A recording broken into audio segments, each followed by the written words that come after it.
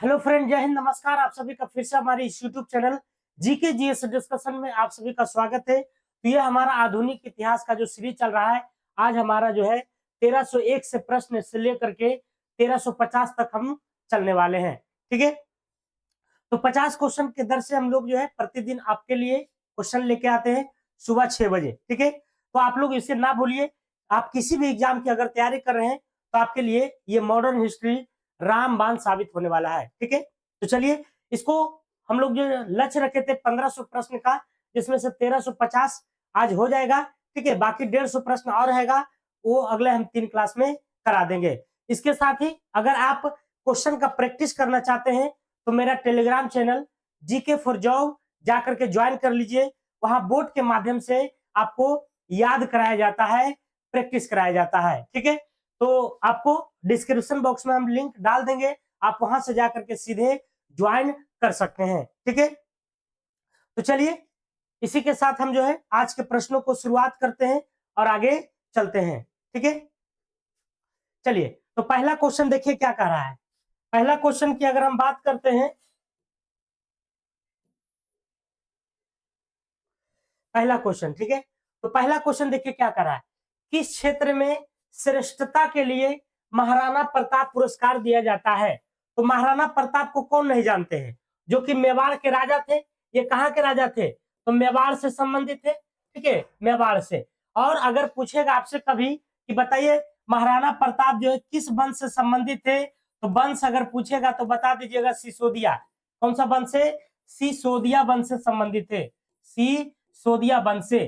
ठीक है, महाराणा प्रताप एक ऐसा बलशाली राजा थे जिन्होंने अकबर के सेनापति को जो है 34 बार जो है मात दिया था। ठीक है, तो अकबर के समकालीन थे ये। किसके समकालीन थे? अकबर के समकालीन, समकालीन था, अकबर के समकालीन। और इन्होंने जो है अपनी अधीनता स्वीकार अपने रीजन में नहीं किया अकबर के सामने। ठीक है, अकबर ने बार बार सेना को भेजा आक्रमण करने के लिए, लेकिन इन्होंने जो है सबको जो है क्या किया? तो मात दिया। इस तरह से अगर देखा जाए इतिहास में तो 34 बार जो है टोटल महाराणा प्रताप ने अकबर के सेनापति को धूल चटाया था। ठीक है, तो चलिए हम क्वेश्चन पर चलते हैं कि किस क्षेत्र में श्रेष्ठता के लिए महाराणा प्रताप, और इन्हीं प्रताप के नाम से श्रेष्ठता के लिए जो है खेल के क्षेत्रों में ये श्रेष्ठता पुरस्कार दिया जाता है। कौन सा पुरस्कार? तो महाराणा प्रताप पुरस्कार। काहे लगी? तो खेल के क्षेत्र में दिया जाता है। किस लिए? तो श्रेष्ठ करने के लिए, बढ़िया करने के लिए। ठीक है, तो ये आपको महाराणा प्रताप से संबंधित ये बिंदु था और ये खेल से संबंधित है। ठीक है, चलिए अगला प्रश्न चलते हैं। अगला है, कह रहा है कि निम्नलिखित भारतीय में से किसे विशिष्ट ऑस्कर सम्मान प्रदान किया गया था? विशिष्ट मतलब विशेष। ठीक है, तो बताइए क्या महेश भट्ट को, मीरा नायर को, ओपीसीपी को, या फिर सत्यजीत रे को? बताइए किसको दिया गया था? तो विशिष्ट ऑस्कर। सबसे पहले हम बात करते हैं ऑस्कर पुरस्कार से संबंधित। तो ऑस्कर पुरस्कार जो दिया जाता है वह किस में दिया जाता है? वह फिल्म के क्षेत्र में दिया जाता है। ठीक है, फिल्म के क्षेत्र में, फिल्म के क्षेत्र में कौन सा पुरस्कार? तो ऑस्कर पुरस्कार दिया जाता है। ठीक है, अगर आपसे पूछे कि ऑस्कर पुरस्कार की जो शुरुआत हुई थी ये कब हुई थी, तो शुरुआत की बात होती है तो ये होती है 1929 में, 1929 में। और ये क्वेश्चन पूछा है कि बताइए कि ऑस्कर सम्मान प्रदान किया गया था किसको? तो ये सत्यजीत रे को। किसको दिया गया था? सत्यजीत रे को ऑस्कर सम्मान से नवाजा गया था। और ये छोटा सा जो है ऑस्कर के बारे में था। ऑस्कर पुरस्कार किससे संबंधित है? तो फिल्म से। इसकी शुरुआत कब हुई थी? तो 1929 ईस्वी में। ओके, अगला कह रहा है, अगला प्रश्न चलते हैं। कह रहा है कि निम्न में से किस पाकिस्तानी नागरिक को भारत सरकार द्वारा भारत रत्न से सम्मानित किया गया था? पाकिस्तानी नागरिक है लेकिन उसको भारत रत्न मिला था। तो सबसे पहले हम लोग जो है क्या है, लियाकत अली खान है, मोहम्मद अली जिन्ना है, खान अब्दुल गफ्फार खान है, या फिर मोहम्मद इकबाल है? बताइए, तो इसका जो राइट आंसर होगा उससे पहले थोड़ा सा हम जान लेते हैं भारत रत्न के बारे में। तो भारत रत्न की जो शुरुआत हुई थी, भारत रत्न की शुरुआत जो हुई थी 1954 में हुई थी। इसको शुरुआत करने वाले जो है कौन है? तो डॉक्टर राजेंद्र प्रसाद। जब वो राष्ट्रपति थे तो उस समय जो है इसकी शुरुआत हुई थी। और हमारा जो भारत रत्न है सबसे सर्वोच्च सम्मान है। टोटल 4 गो सम्मान है। भारत रत्न हो गया, पद्म विभूषण हो गया, पद्म भूषण हो गया और पद्म श्री हो गया, जिसमें से सर्वोच्च सम्मान क्या है? तो भारत रत्न है। और ये डॉक्टर राजेंद्र प्रसाद के द्वारा शुरू किया गया था। और कब किया गया था? तो 1954 में, 1954 में। और सबसे पहले 3 लोगों को भारत रत्न मिला था। किसको किसको? तो सबसे पहले की बात करते हैं तो सर्वपल्ली राधाकृष्णन को मिला था। सर्वपल्ली, है ना, राधा कृष्णन को मिला था। और किसको मिला था? कृष्णन को मिला था। दूसरा में जो है सीवी रमन को मिला था। CV Raman, sorry, CV Raman को मिला था। ठीक है। और तीसरा की बात करते हैं तो श्रीराज गोपालाचारी को मिला था। श्रीराज गोपालाचारी। यहां से भी आपको क्वेश्चन पूछा जाता है। ठीक है। तो ये तीनों, सबसे पहले जो है तीनों को भारत रत्न मिला था। और भारत रत्न की शुरुआत डॉक्टर राजेंद्र प्रसाद ने किया था। इसकी शुरुआत कब हुई? 1954 में। तो यहाँ पर क्वेश्चन ये नहीं है, क्वेश्चन है कि पाकिस्तान के नागरिक है लेकिन उसको भारत रत्न मिला है, तो कोई और नहीं बल्कि ये कौन थे? तो ये थे आपको खान अब्दुल गफ्फार खान। खान अब्दुल गफ्फार खान थे। वही खान अब्दुल गफ्फार खान जिन्होंने लाल सेना का गठन किया था। किसका गठन किया था? तो लाल सेना का गठन किया था। लाल सेना का गठन, ठीक है, लाल सेना का गठन किया था। किसके विरोध करने के लिए? तो अंग्रेजों के विरोध करने के लिए किसका गठन किया था? तो लाल सेना का गठन। ठीक है। तो इतना सारा पॉइंट आपको नोट करना है। अगला क्वेश्चन, कारण निम्नलिखित में से भारत रत्न का प्राप्तकर्ता कौन है, कौन नहीं है? ठीक है। भारत रत्न प्राप्तकर्ता कौन नहीं है? अभी जस्ट मैंने बताया था कि भारत रत्न जिसकी शुरुआत 1954 में हुई थी, डॉक्टर राजेंद्र प्रसाद जब राष्ट्रपति थे और सबसे पहले 3 व्यक्ति को भारत रत्न मिला था। श्रीराज गोपालाचारी, डॉक्टर सर्वपल्ली राधाकृष्णन और सीवी रमन को। ठीक है। तो कह रहा है कि भारत रत्न का प्राप्तकर्ता इनमें से कौन नहीं है? तो सत्यजीत रे नहीं है। मैंने शुरू में ही बताया था कि सत्यजीत रे को जो है ये ऑस्कर अवार्ड दिया गया था। क्या दिया गया था? Oscar, Oscar award, Oscar award से नवाजा गया था। और इसकी शुरुआत कब हुई थी? तो शुरुआत की अगर हम बात करते हैं तो 1929 में हुई थी। 1929 में हुई थी। अगर पूछे किस क्षेत्र में दिया जाता है, किस क्षेत्र में, तो बताइएगा आप लोग कि फिल्म के क्षेत्र में दिया जाता है। फिल्म में, ठीक है, फिल्म के क्षेत्र में दिया जाता है। तो सत्यजीत रे इसमें नहीं होगा। बाकी सभी को जो है भारत रत्न मिला है। 1992 में जे.आर.डी. राय टाटा को किस सम्मान से अलंकृत किया गया था? जे.आर.डी. राय टाटा को किस सम्मान से? तो क्या भारत रत्न से, पद्म विभूषण से, पद्म भूषण से, पद्म श्री से? देखिए ये चारों हम जो है क्या है? तो पुरस्कार है। सबसे बड़का जो है ये है, फर्स्ट नंबर में ये आता है, सेकंड नंबर में ये आता है, थर्ड में ये आता है और फोर्थ में ये आता है। ठीक है। सबसे बड़ा सम्मान यही है। तो आर.डी. टाटा को जो है सम्मान मिला था, ये मिला था भारत रत्न। क्या मिला था? तो भारत रत्न पुरस्कार दिया गया था। ठीक है। रतन टाटा की बात करते हैं तो सबसे पहले तो आपसे पूछता है कि टिस्को की स्थापना कब हुआ था? टाटा टिस्को की जो स्थापना हुआ था ये 1907 में हुआ था। ठीक है।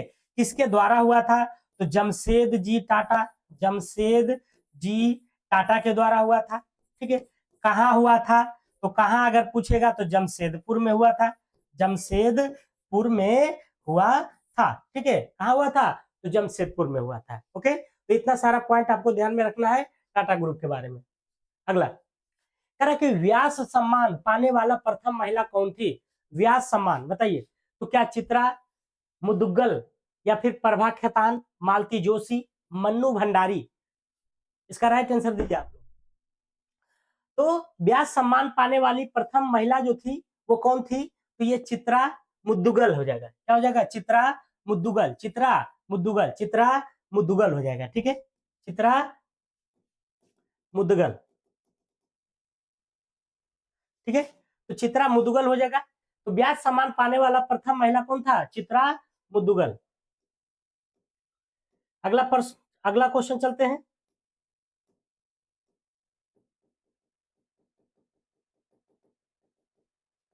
अगला प्रश्न कह रहा कि स्वर्ण कमल पुरस्कार किस क्षेत्र में दिया जाता है? स्वर्ण कमल पुरस्कार।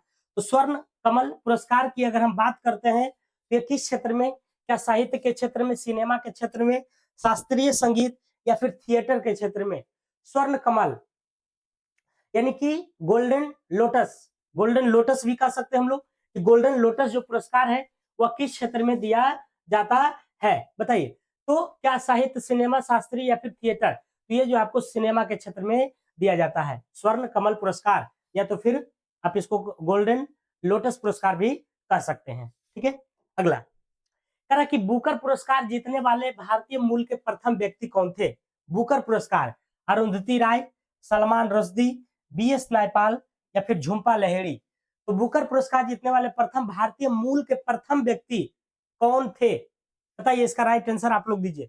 1308 का, तो 1308 का राइट आंसर की अगर हम बात करते हैं तो ये हो जाएगा बीएस नायपाल। क्या हो जाएगा? बीएस नेपाल। अगर महिला में अगर पूछेगा तो महिला में हो जाएगा, क्या हो जाएगा? अरुंधति राय। महिला में क्या हो जाएगा? अरुंधति राय। यहाँ से दोनों क्वेश्चन को याद रखना है कि बुकर पुरस्कार जीतने वाला भारतीय मूल के प्रथम व्यक्ति जो था वह बीएस नेपाल था। प्रथम महिला अगर पूछेगा तो अरुंधति राय हो जाएगा, ठीक है। अगला कह रहा है कि नोबेल पुरस्कार दिए जाते हैं, है ना। नोबेल पुरस्कार बताइए, नॉर्वे सरकार द्वारा, स्विट्जरलैंड सरकार द्वारा, स्वीडन के सरकार द्वारा या स्वीडिश अकादमी के द्वारा, किसके द्वारा? तो ये सबसे पहले हम लोग जानते हैं कि नोबेल पुरस्कार की जो शुरुआत हुई थी, इसकी शुरुआत कब हुई थी? तो 1901 में हुई थी, ठीक है। 1901 में हुई थी। नोबेल पुरस्कार की शुरुआत अगर पूछेगा कब से हुई थी, 1901 में हुई थी। और यहाँ पर किसके द्वारा दिया जाता है? तो स्वीडिश अकादमी के द्वारा, ठीक है। काफी इंपॉर्टेंट क्वेश्चन है, ठीक है। नोबेल पुरस्कार की बात करते हैं तो ये 1913 में प्रथम भारतीय को मिला था। 1913 में प्रथम भारतीय को मिला था। और वो भारतीय कौन थे? तो ये थे आपको RNT, रविंद्रनाथ टैगोर, ठीक है। RNT थे, रविंद्रनाथ टैगोर थे। किसके लिए मिला था? तो गीतांजलि पुस्तक लिखे थे, उसी के लिए मिला था, गीतांजलि। तो गीतांजलि के लिए जो है ये पुस्तक के लिए मिला था। रविंद्रनाथ टैगोर को क्या मिला था? तो प्रथम नोबेल पुरस्कार मिला था जो कि भारतीय थे, ठीक है। और चलिए, तो इतना पॉइंट आपको ध्यान में रखना है। अगला कह रहा है कि चक्रधर फेलोशिप किसके लिए दी जाती है? लोक कला के लिए, शास्त्रीय संगीत के लिए, शास्त्रीय नृत्य, शास्त्रीय आलोचना के लिए। चक्रधर फेलोशिप बताइए। तो चक्रधर फेलोशिप जो है वह किसके लिए दिया जाता है? तो ये शास्त्रीय संगीत के लिए, ठीक है, शास्त्रीय संगीत के लिए। अगला ज्ञानपीठ पुरस्कार प्राप्त करने वाली प्रथम महिला साहित्यकार कौन है? तो महिला के बारे में पूछा है कि ज्ञानपीठ पुरस्कार प्राप्त करने वाली जो प्रथम महिला साहित्यकार है वो कौन है? तो ये थी आपको आशापूर्णा देवी। कौन है? आशापूर्णा देवी है। और ज्ञानपीठ पुरस्कार प्राप्त करने वाली प्रथम महिला कौन है? तो आशापूर्णा देवी है। ज्ञानपीठ पुरस्कार जो है वह किस क्षेत्र में दिया जाता है? अगर आपसे पूछ ले तो बताइएगा साहित्य के क्षेत्र में। साहित्य के क्षेत्र में जो हमारे संविधान में जितने भी भाषा है उस सभी भाषा में जो है साहित्य के क्षेत्र में आपको ज्ञानपीठ पुरस्कार दिया जाता है। और ये सबसे पहला जो है आशापूर्णा देवी को दिया गया था। किस विदेशी को 1990 में भारत रत्न मिला था? विदेशी को पूछ रहा है, ठीक ना, भारतीय नहीं। तो क्या नेल्सन मंडेला को, मिखाइल गोर्बाचोव को, अब्दुल गफ्फार को या फिर यासिर अराफत को? किसको मिला था? तो किस विदेशी को 1990 में भारत रत्न मिला था? तो विदेशी पर यहाँ पर आया है, यहाँ पर हो जाएगा नेल्सन मंडेला। अब पूछिए काहे मिला था? तो नेल्सन मंडेला जो थे दक्षिण अफ्रीका के राष्ट्रपति भी रहे थे, ठीक है। दक्षिण अफ्रीका के ये जो है राष्ट्रपति भी रह चुके हैं दक्षिण अफ्रीका के, लेकिन इसके लिए इनको नहीं मिला था। दक्षिण अफ्रीका के राष्ट्रपति भी थे, लेकिन इनको जो है रंग भेदी आंदोलन में इनका काफी योगदान था, नेल्सन मंडेला का, ठीक है। तो रंग भेदी आंदोलन का काफी योगदान था। इसी सोच को लेकर के नेल्सन मंडेला को भारत की तरफ से भारत रत्न दिया गया था, ठीक है। अब समझ में आ गई? तो नेल्सन मंडेला हो जाएगा। अगला प्रथम भारत रत्न पुरस्कार किस वर्ष में दिया गया था? अभी जस्ट बताए थे शुरुआत में कि भारत रत्न की शुरुआत 1954 में हुई थी, जब उस समय भारत के जो राष्ट्रपति थे डॉक्टर राजेंद्र प्रसाद थे, ठीक है। और सबसे पहले जो 3 व्यक्ति को भारत रत्न दिया गया था, डॉक्टर सर्वपल्ली राधाकृष्णन, और सीवी रमन और सिराज गोपालाचारी को। ठीक है, तो ये 1954 इज द राइट आंसर हो जाएगा। ठीक है, अगला कह रहा कि भारत रत्न सर्वप्रथम किस वर्ष में किस व्यक्ति को प्रदान किया गया था, बताइए। तो देखिए, सबसे पहले तो हम बताएं कि भारत रत्न की शुरुआत 1954 में हुआ था, तो 48 होगा जी, नहीं होगा, 52, 53 नहीं, 54 आ गया तो हो जाएगा। 54 में डॉक्टर राधा कृष्णन को मिला था। ठीक है, अगला कह रहा कि निम्नलिखित में से कौन सर्वप्रथम भारत रत्न पाने वाले व्यक्ति थे। सर्वप्रथम की बात कर रहा है, बताइए। अब इसमें से सर्वप्रथम देखना है, तो सर्वप्रथम की अगर हम बात करते हैं तो एस राधा कृष्णन को ही मिला था। कब मिला था, तो 1954 में। मतलब वो तीनों से नचेते रहता है, वो तीनों में से कोई एक नाम दे देगा और कहेगा सर्वप्रथम किसको मिला था, बताइए। एस राधा कृष्णन दे दे, या तो फिर सीवी रमन दे दे, या तो फिर आपको सिराज गोपालाचारी दे दे, तो तीनों को याद रखना है ना। अगला प्रश्न कह रहा है कि निम्नलिखित में से कौन सा नोबेल पुरस्कार विजेता भारतीय नागरिक नहीं था, बताइए। भारतीय नागरिक नहीं था। Subrahmanyan Chandrasekhar, C V Raman, mother Teresa, Rabindranath Tagore, तो ये सब जो है क्या है, भारतीय है। ये तीनों क्या है, तो भारतीय। अभी जस्ट मैंने कुछ देर पहले बताया था कि रविन्द्रनाथ टैगोर को जो है जो नोबेल पुरस्कार मिला था 1913 में मिला था, 1913 में मिला था गीतांजलि के लिए। ठीक है, गीतांजलि पुस्तक के लिए। सीवी रमन को भी मिला है भौतिक के क्षेत्र में। ठीक है, मदर टेरेसा को भी मिला है, काफी जो है भारत में योगदान रहा था इनका, इसके लिए। ठीक है, तो कहा कि नागरिक नहीं है, विजेता भारतीय नागरिक नहीं है, तो यही तो नहीं है सुब्रमण्यम चंद्रशेखर। ये इनको जो नोबेल पुरस्कार मिला था, ये क्या थे, एक भौतिकविद थे, है ना। भौतिक के क्षेत्र में इनको मिला था, भौतिक के क्षेत्र में। ठीक है, भौतिक के क्षेत्र में इनको जो है नोबेल पुरस्कार दिया गया था, एस चंद्रशेखर। ठीक है, ब्लैक होल जो है, ब्लैक होल के बारे में जो इन्होंने विश्लेषण भी किया था।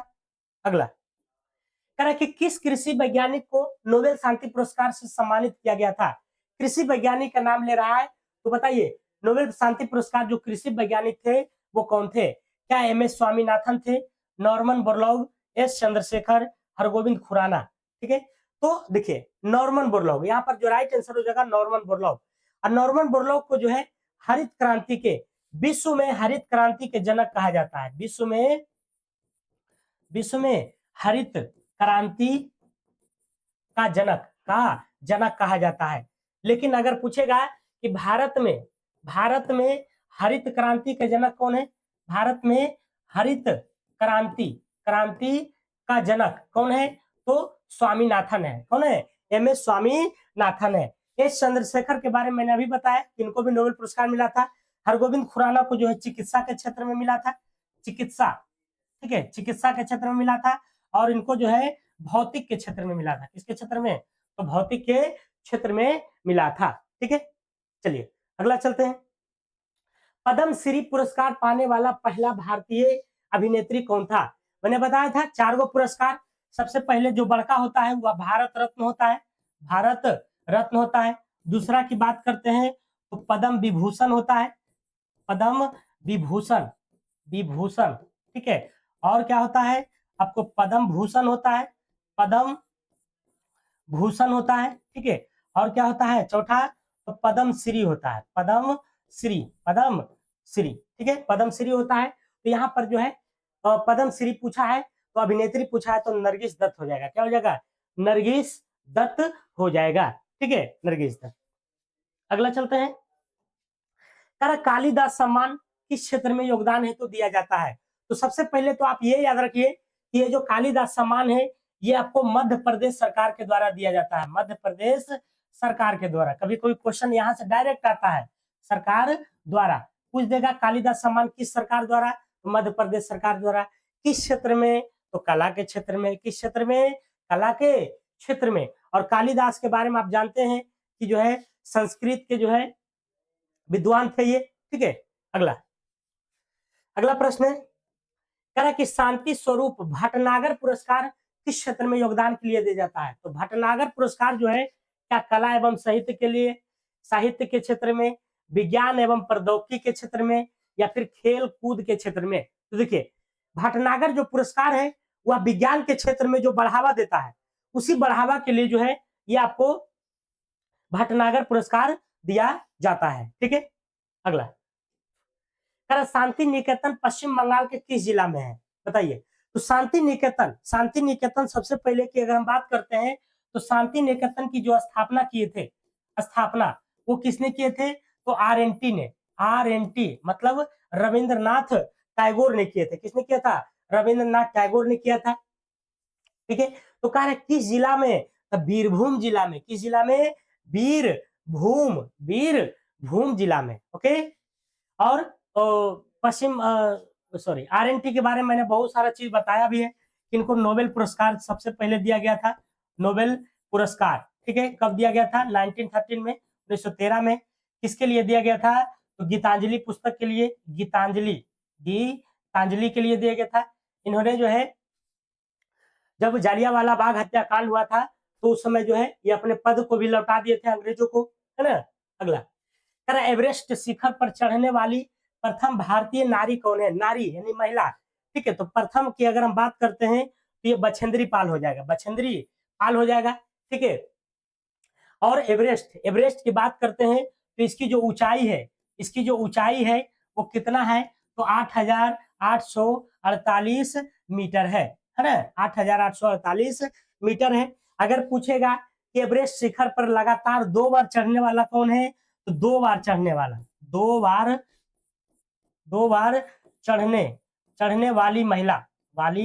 महिला, ठीक है। संतोष यादव पुरुष नहीं है ना, बल्कि क्या है, ये महिला है। ठीक है, अगला सुविचार चित्र सत्यम शिवम सुंदरम का आप लोग चित्र तो देखे ही होंगे। ठीक है, तो इस तरह से रहता है ना, इस तरह से ये क्या हो गया, सत्यम शिवम सुंदरम हो गया। ठीक है, सत्यम शिवम सुंदरम। और इसी सत्यम शिवम सुंदरम के बारे में पूछ रहा है कि इसकी जो स्थापना किया था किसने, महेंद्र नाथ सिंह ने, नंद किशोर शर्मा ने, शिवनंदन नौटियाल ने, या विश्वनाथ मेहता ने। तो इसका राइट आंसर हो जाएगा आपको शिवनंदन नौटियाल। अगला क्वेश्चन, मेरे पिया घर आया, है ना, कितना सुंदर गाना, मेरे पिया घर आया पाकिस्तान के किस मशहूर गायक ने गाया है, पाकिस्तान के मशहूर गायक गाया है, मेरे पिया घर आया। क्या गुलाम अली, नुसरत फतेह अली खान, मेहंदी हसन, या फिर फैज अहमद फैज। तो बताइए 1324 का राइट आंसर क्या हो जाएगा, 1324 का। तो इसका राइट आंसर हो जाएगा आपको नुसरत फतेह अली खान। जामिनी राय क्या थे, तो जामिनी राय की अगर हम बात करते हैं तो एक चित्रकार था। कौन था, चित्रकार था। अगला प्रसिद्ध गंगा सागर मेला किस भारतीय राज्य में आयोजित किया जाता है, तो गंगा सागर जो मेला है वो आपको पश्चिम बंगाल में, ठीक है, पश्चिम बंगाल में प्रसिद्ध गंगा सागर मेला किस भारतीय राज्य में, तो पश्चिम। ब्रिटनी स्पीयर्स किसके लिए प्रसिद्ध है, ब्रिटनी जो स्पीयर्स है वह किसके लिए प्रसिद्ध है, क्या नृत्य के लिए है, गायन के लिए, लेखन के लिए, या मॉडलिंग के लिए, किसके लिए प्रसिद्ध है बताइए। 1327 का राइट आंसर, तो ये आपको गायन के लिए प्रसिद्ध है। ठीक है, ब्रिटनी जो स्पीयर्स है वह किसके लिए प्रसिद्ध है, तो गायन के लिए। ठीक है, इसके लिए गायन के लिए प्रसिद्ध है।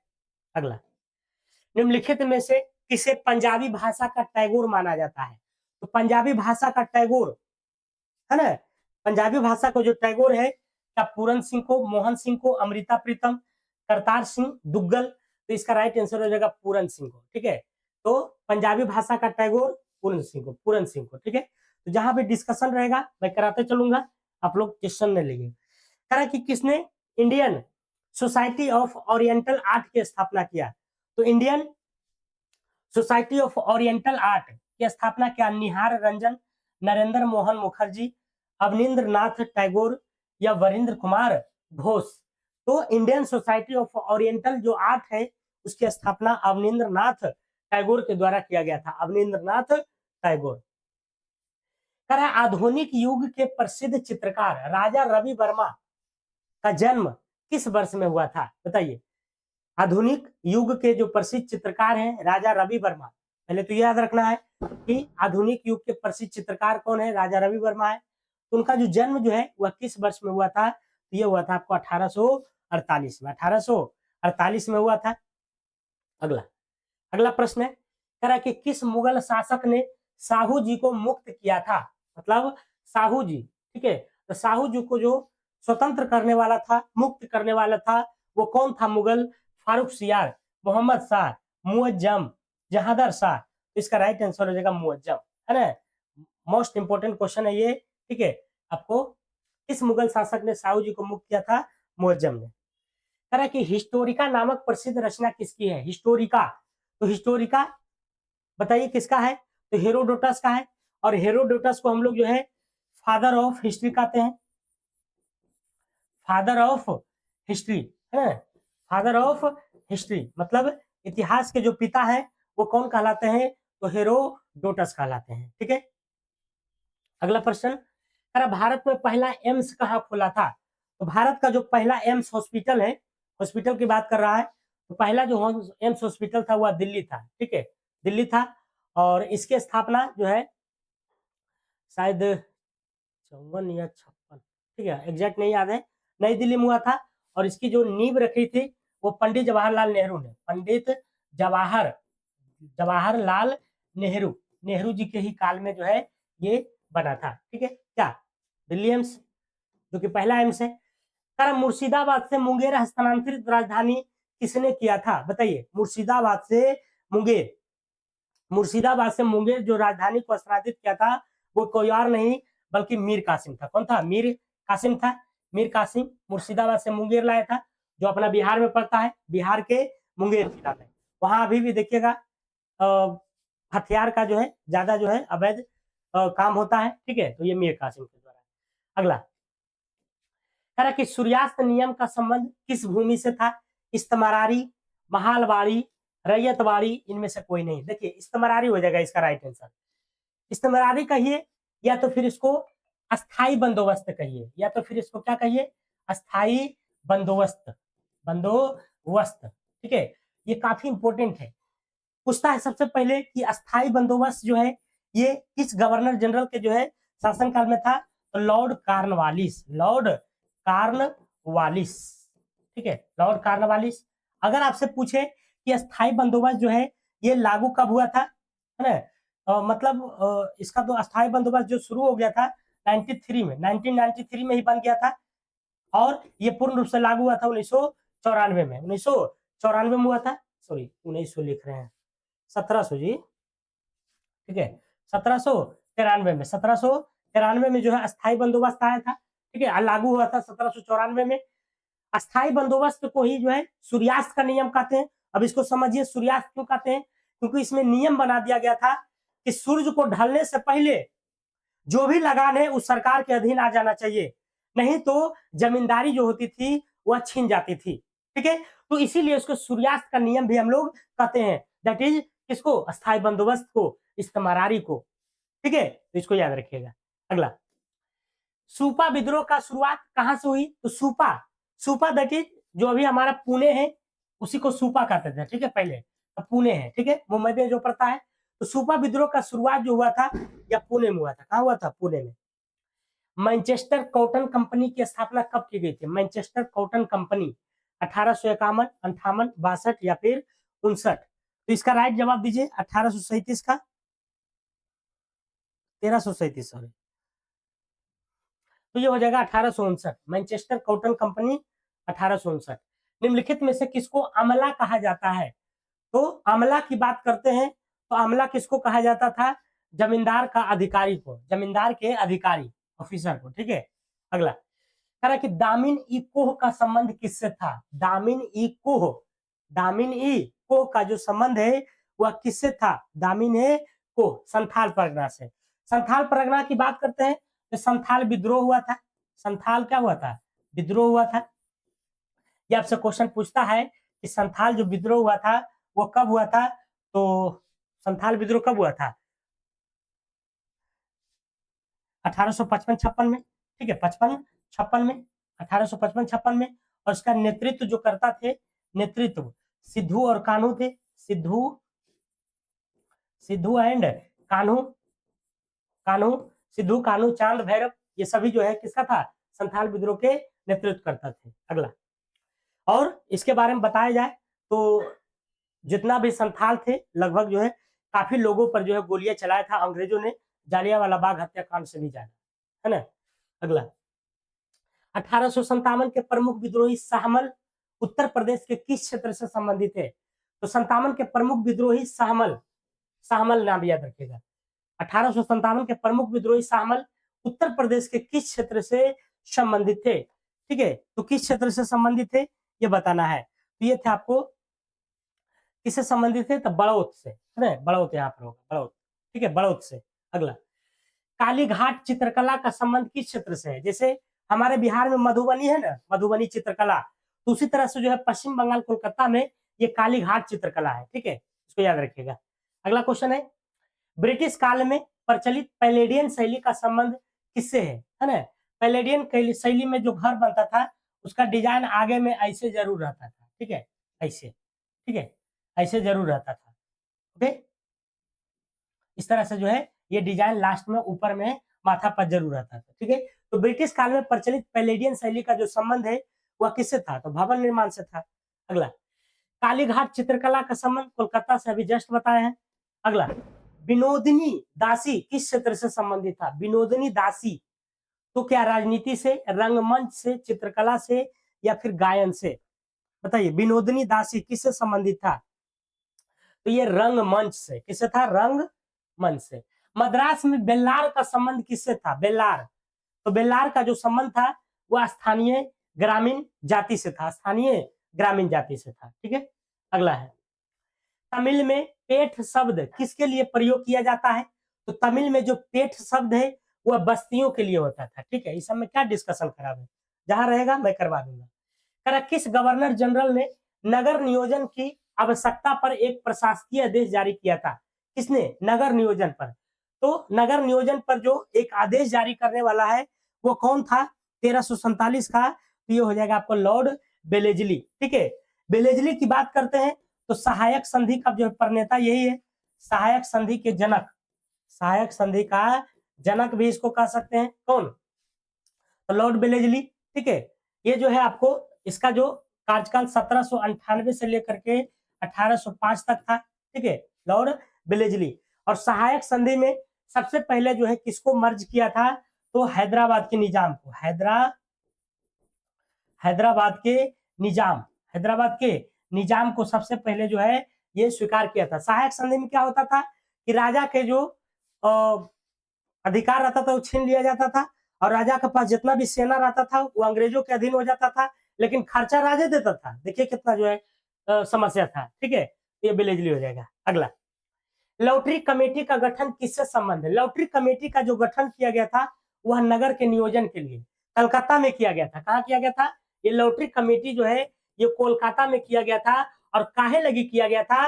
नगर के नियोजन के लिए। मतलब क्या हुआ कि नगर के विकास के लिए, नगर पर सड़क उड़क बनाने के लिए, जो फालतू सामान है उसको अतिक्रमण करने के लिए ये जो है लॉटरी कमेटी का गठन किया गया था। इसमें पैसा जमा करके और नगर को विकास किया जाता था। कहाँ?